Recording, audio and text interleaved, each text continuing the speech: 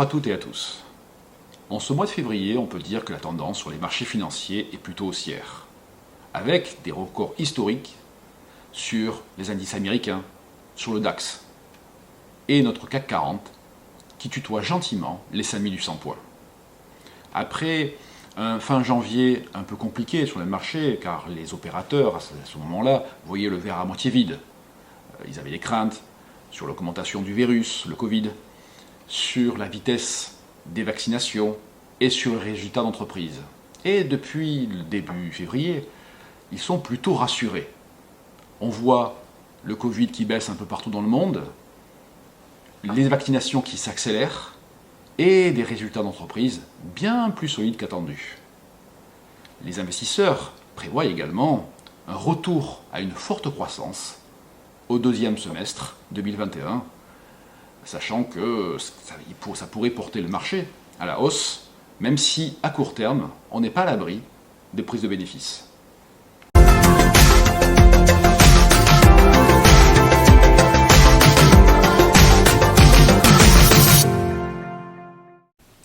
Je vous propose pour la thématique de ce mois-ci de faire un comparatif entre la rente viagère Madelin et le rachat partiel programmé sur un contrat Perrin au moment du départ à la retraite.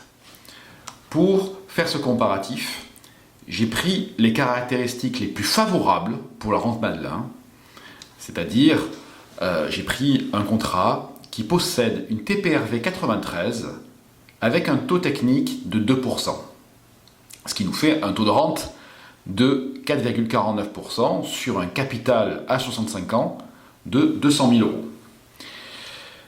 Cette personne a des annuités garanties de 22 ans et une tranche marginale d'imposition de 30%, ce qui nous fait une rente viagère annuelle de 8 980 euros. Bien entendu, si nous transférons ce contrat Madelin vers un Perrin et que nous restons sur une rente viagère, on aurait une rente bien en dessous de ce que peut proposer ce contrat Madelin qui est sur une TPRV 93. Par contre ici, nous allons faire ce comparatif sur un rachat Perrin avec un montant de rachat identique à ce qu'aurait donné la rente Madelin, c'est-à-dire 8 980 euros.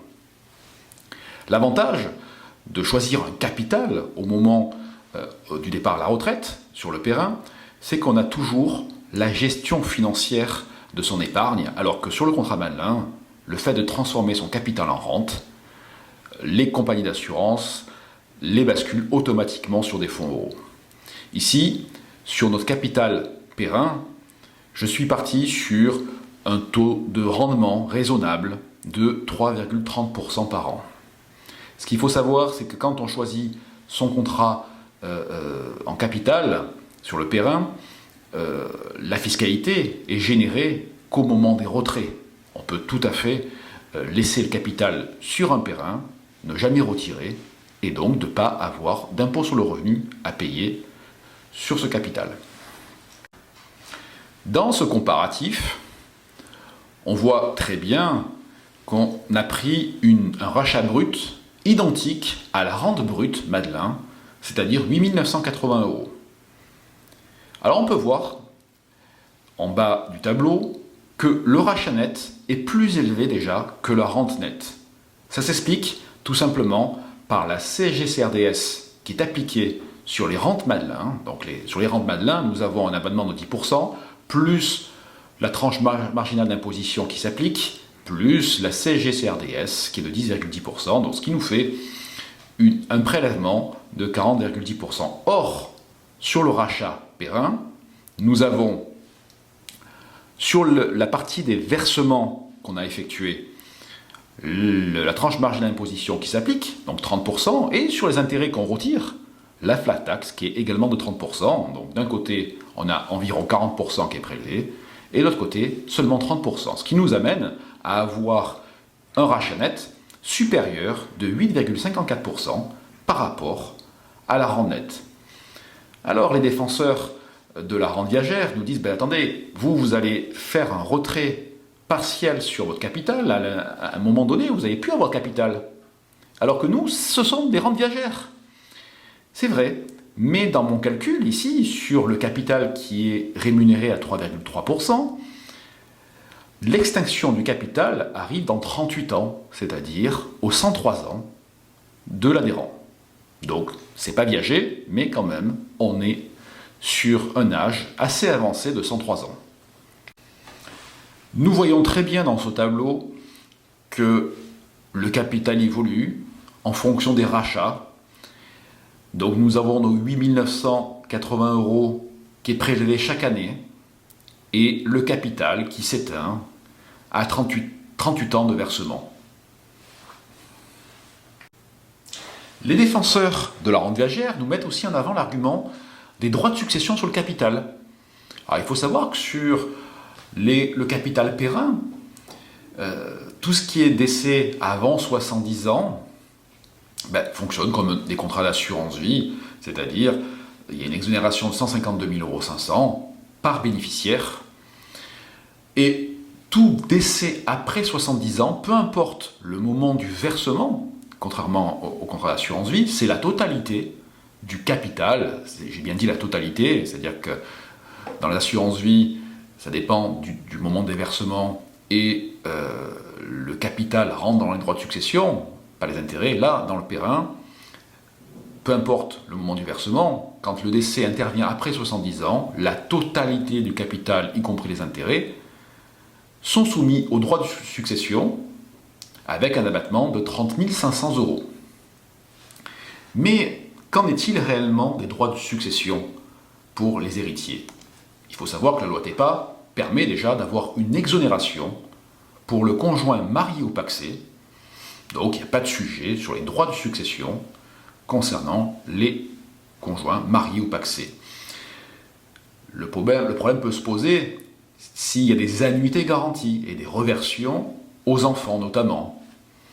Et là, nous pouvons voir dans ce tableau, s'il y a un décès après 70 ans, on a un comparatif entre les annuités garanties, donc les rentes qui sont servies aux bénéficiaires, et le capital qui est servi aux bénéficiaires sur un contrat périn.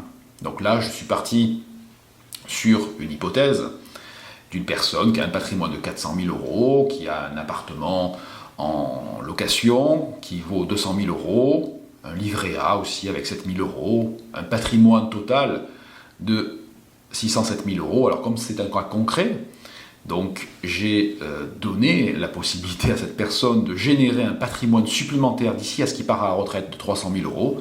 Donc ça fera un patrimoine hypothétique total de 907 000 €. Donc 907 000 €, on est sur une tranche marginale des droits de succession à 40%. Mais ce que oublient de dire les défenseurs des rentes viagères, c'est que la rente n'est pas exonérée d'impôts non plus. Et là, donc là, on voit très bien qu'en fonction de la tranche marginale d'imposition des bénéficiaires de cette rente viagère, la fiscalité sur ces rentes est plus ou moins forte. Donc là, je suis parti sur un cas de figure le plus favorable pour le contrat Madelin, c'est-à-dire un décès à 70 ans pile. Ayant 22 annuités garanties, donc liquidation de retraite à 65 ans, donc 5 années de versement de rente, il reste encore 17 ans à donner, notamment là, dans cet exemple, c'est les enfants. Et de l'autre côté, j'ai calculé le capital restant après 40% de droits de succession, donc il nous reste 123 623 € à droite. Et on voit très bien que le seul cas de figure à gauche qui est favorable pour les héritiers, c'est une personne, un bénéficiaire qui a une tranche marginale d'imposition de 0%, donc ce qui n'est pas du tout imposable, alors que à partir de 11%, déjà les choses s'équilibrent, et si on est à une tranche marginale d'imposition de 30% ou 41%, donc c'est bien plus bas que la fiscalité de droits de succession. D'autant plus que le capital est donné immédiatement, le reste, les rentes viagères, sont données sur 17 ans. C'est une notion à ne pas oublier non plus. Cette même personne m'a demandé de faire un rachat net sur un âge moins avancé que 103 ans. Donc il m'a demandé à 94 ans, donc 29 ans de durée de rachat net. Et là, les choses changent encore, puisque ça nous amène à avoir un rachat brut de 11 000 euros, donc un rachat net de 7 341 euros, donc un revenu supérieur de 26%, supérieur à la rente qu'aurait donné le contrat Madelin. Alors, il peut y avoir également d'autres demandes que j'ai eues également en me disant ben moi, je veux profiter de ma retraite quand je suis jeune, quand je suis en pleine forme, j'ai envie de voyager. Et donc, je voudrais avoir un rachat sur 10 ans, sur 15 ans, sur 20 ans. En réalité, la souplesse du Perrin nous donne de nouvelles opportunités.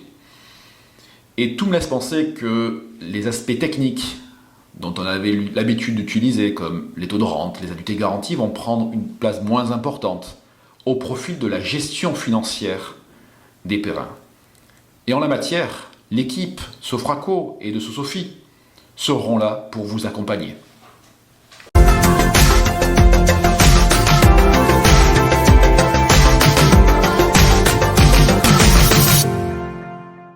Nous avons 3 offres Sosofi en cours. Une offre dans le contrat d'UAF, avec un structuré avec un coupon à 7%, une protection en capital à moins 50%, et un indice de référence qui est l'euro stock 50. Nous recommandons la location suivante sur cette offre. 40% sur le structuré, 30% sur un fonds immobilier et 30% sur le fonds euro. Concernant les offres Swiss Life, il y en a 2. Une première offre très défensif, avec un coupon à 3% garanti la première année, un coupon à 3% garanti la deuxième année, et une constatation les années suivantes à 80% de l'indice Euro stock 50 et une protection capitale à moins 60%. C'est une offre qui est très défensive et qui peut permettre à certains clients d'arbitrer du fonds euro vers ce structuré ou qui est très adapté dans les contrats de capi personne morale. Sur la deuxième offre, c'est une offre malheureusement qui est pour l'instant clôturée car elle a été sursouscrite, mais qui ressemblait fortement à l'offre d'UAF avec un coupon à 7,25, une protection en capital à moins 50 et un indice de référence qui est toujours l'euro stock 50. Mais nous sommes en train de travailler avec l'équipe Sosofi pour une deuxième campagne sur le deuxième trimestre de l'année 2021.